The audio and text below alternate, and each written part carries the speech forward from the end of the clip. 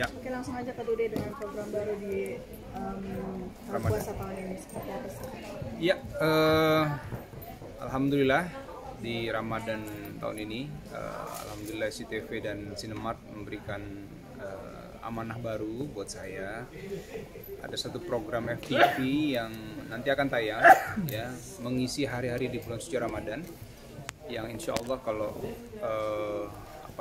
beberapa cerita yang sudah kita buat, yang kita sudah syuting, ini kisah-kisah yang mengisahkan tentang perjalanan hidup manusia dengan berbagai macam kisahnya dan bagaimana proses mereka menemukan jalan kembali kepada Allah, gitu ya. Dan ya, mudah-mudahan nanti pemirsa yang menyaksikan juga bisa mengambil banyak hikmah lah dan pelajaran dari apa yang disaksikan, gitu ya.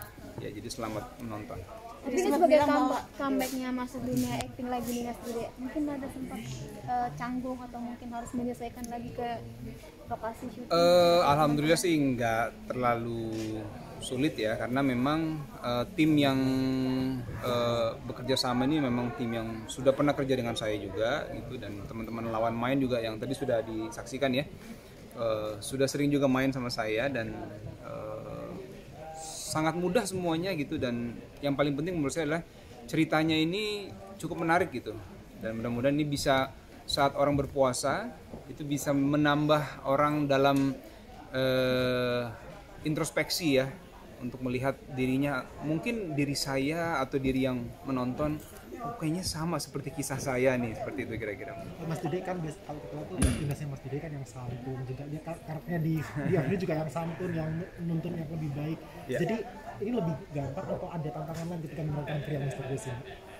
Oke, jadi tantangannya adalah pada saat FTV ini kan tiap judul ini berbeda cerita, gitu ya. Jadi penyesuaian itu, walaupun karakter yang saya mainkan sebenarnya benang merahnya hampir sama, tetapi pendekatan saya kepada si tokoh utama ini memang beda-beda, gitu ya. Jadi ada yang dia jadi orang kaya, ada yang awal jadi preman, jadi dari latar belakang yang tidak sama, begitu ya. Jadi paling itu yang butuh masa penyesuaian, tapi nggak terlalu sulit.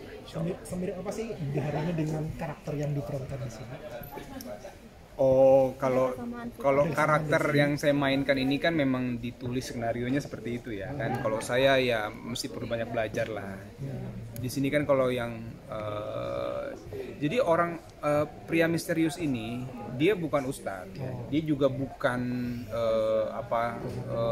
bukan sesuatu yang goib, gitu ya. Dia manusia biasa. Dia jadi teman nih sebenarnya, jadi teman curhat, dan dia orang yang menyaksikan hal-hal yang terjadi kepada si tokoh ini, gitu. Nah di situ nanti akan berkembang dialog tentang dia berkeluh kesah, hidup saya kok seperti ini terus dan sebagainya, gitu ya. Nah jadi dia memang orang biasa yang kebetulan selalu jadi teman dan sahabat si tokoh ini untuk membawa dia dan menguatkan hatinya lah, insya Allah. Ada mirip-mirip banget ya kesamaan Mas Dude dengan tokoh misterius ini? Oh enggak lah. Ada ya. Tapi Kak Dude dalam setiap episode penampilannya mungkin akan ada yang berbeda seperti itu aja atau bagaimana dengan itu? Kalau tampilan memang pria misterius ini sampai kita syuting terakhir kemarin masih sama seperti itu. Memang dibuatnya tampilan putih-putih ya. Tapi beda, nanti ada pakai kemeja, nanti pakai baju koko, nanti pakai gamis dan sebagainya. Pokoknya memang diusahakan secara tampilan tidak terlalu sama banget ya, di antara satu judul ke judul yang lain.